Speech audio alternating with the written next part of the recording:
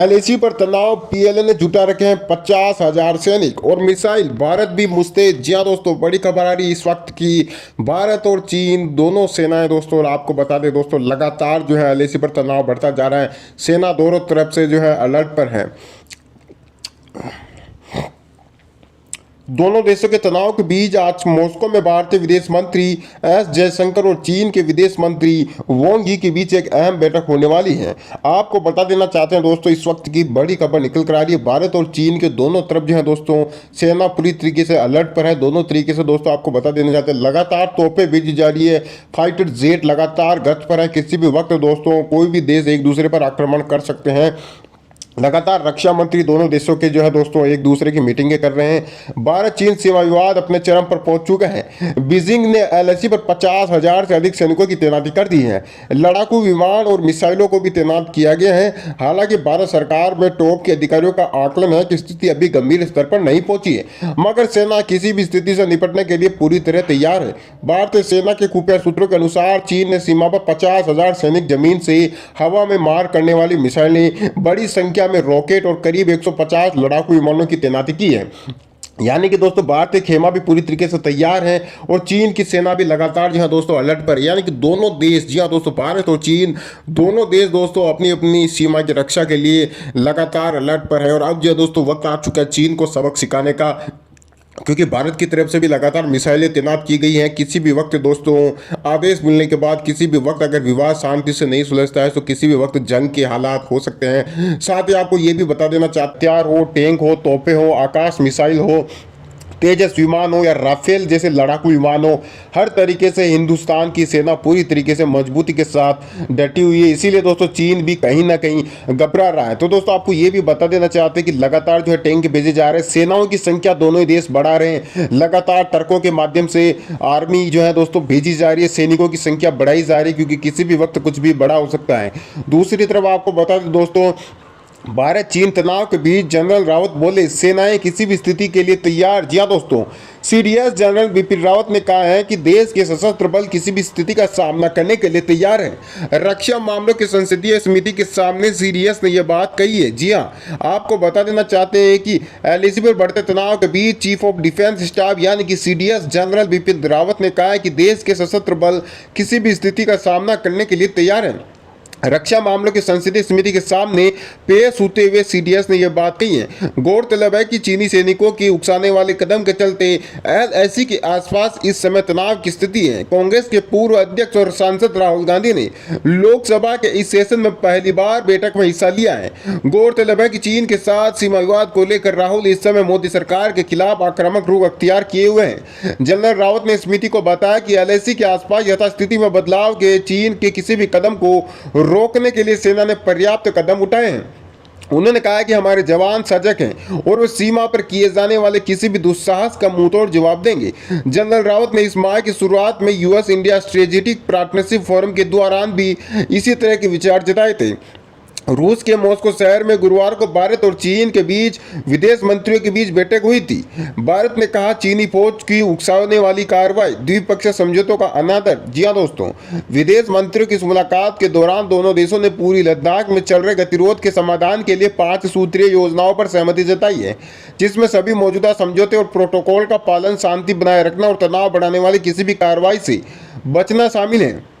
बैठक के बाद विदेश मंत्रालय ने शुक्रवार को संयुक्त बयान जारी किया, जिसमें कहा गया है कि दोनों पक्षों ने चर्चा के बाद 5 बिंदुओं पर सहमति जताई है। इसमें कहा गया है कि दोनों देशों के विदेश मंत्रियों ने माना है कि सीमावर्ती इलाकों में जो मौजूदा स्थिति है वो किसी के भी हित में नहीं है। दोनों पक्ष इस बात पर जो है दोस्तों आपको बता दें कि इस बात पर सहमत है कि दोनों सेनाओं को बातचीत जारी रखनी चाहिए, उचित दूरी बनाए रखी जानी चाहिए और तनाव को कम करने के लिए कदम उठाए जाने चाहिए।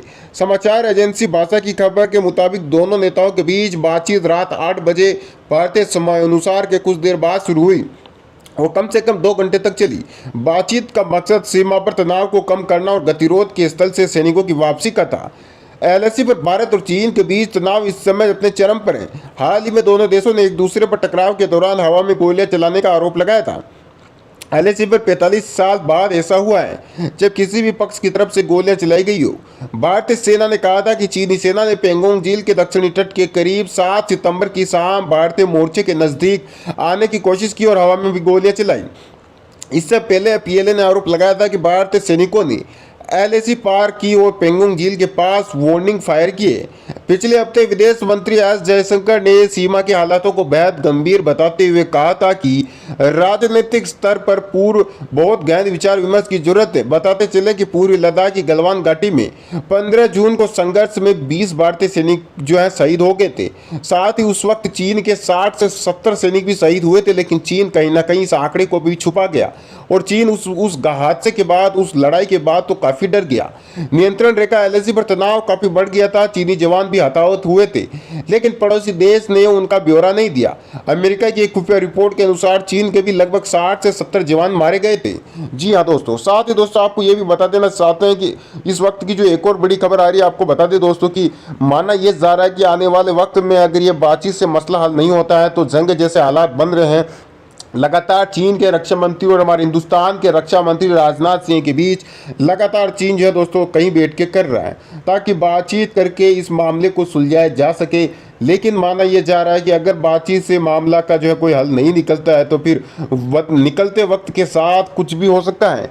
जी हाँ दोस्तों, तो दोस्तों आपको ये भी बता देना चाहते हैं कि अब देखना यह होगा कि भारत और चीन के इस विवाद का हल कैसे निकलेगा। साथ ही आपको लेकिन अब आज का हिंदुस्तान चीन को उसकी औकात दिखाने के लिए पूरी तरीके से तैयार है। चीन ने शायद कभी सपने में भी नहीं सोचा होगा कि हिंदुस्तान के 200 जवान, 200 वीर जवान 1000 चीनी सैनिकों पर इस कदर भारी पड़ेंगे कि चीन को सैकड़ों जवानों को ढेर कर दिया। जी हाँ दोस्तों, हालांकि खबर ये भी आई थी कि भारत के 20 जवान जो है वीर गति को प्राप्त हो गए, यानी कि शहीद हो गए थे, लेकिन चीन ने जो है अपना आंकड़ा छुपा लिया। जी हाँ दोस्तों, चीन के भी सैकड़ों जवान मारे गए थे क्योंकि दोस्तों भारतीय सैनिक उस समय 200 थे और वहां पर चीन के 1000 सैनिकों ने अचानक हमला किया था। इसके बावजूद, जी हाँ दोस्तों, इसके बावजूद हिंदुस्तान के वीर जवानों ने, हमारे देश के सच्चे सिपाहियों ने बदला लेते हुए, उन पर अटैक करते हुए उनके लगभग सैकड़ों जवानों को ढेर कर दिया।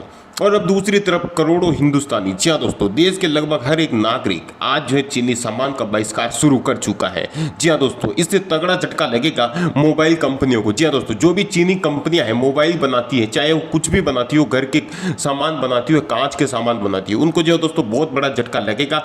और मोदी जी ने कहा था कि स्वदेशी अपनाओ, यानी कि अपने देश की निर्माण की चीजें अपनाओ जो अपने देश में बनती हो, ताकि जो है देश की आर्थिक व्यवस्था और मजबूत बने। और अब दोस्तों इसी बीच जो है भारत और चीन के बीच में जो विवाद हुआ था, उसके बाद तो दोस्तों जो है देश का हर एक हिंदुस्तानी, देश का, हमारे देश का हर एक नागरिक दोस्तों जो है स्वदेशी अपनाने लग चुका है। इस चीज से दोस्तों चीन को बड़ी जलन हो रही है, क्योंकि उनकी कमर टूटने वाली है, उनकी आर्थिक स्थिति पूरी तरीके से खराब हो जाएगी। और दोस्तों चीन के मन में जो डर बैठा हुआ है वो दोस्तों आगे भी रहेगा, क्योंकि चीन अच्छी तरीके से समझ चुका है कि आज का हिंदुस्तान है जो घर में घुस करके दुश्मन को एक झटके में ढेर कर देता है। इसलिए दोस्तों चीन अब जो शायद जंग नहीं करना चाहता है, बल्कि बातचीत से जो है इस मसले को हल करना चाह रहा है। बाकी दोस्तों ये बात तो तय है कि चीन ये चीज अच्छी तरीके से समझ चुका है कि आज के हिंदुस्तान से 1 इंच जमीन भी चीन जो है हासिल नहीं कर सकता है। जी हाँ दोस्तों, छीनना तो दूर की बात है, हिंदुस्तान की सीमा में भी जो है दोस्तों, आज की इस हिंदुस्तान की सीमा में भी चीन जो है कदम नहीं रख सकता है, क्योंकि दोस्तों मोदी जी से प्रधानमंत्री इस देश में जो है इस समय सत्ता में है। तो ऐसे में दोस्तों बहुत ही मजबूती से जो है दोस्तों सत्ता चल रही है अपने देश की,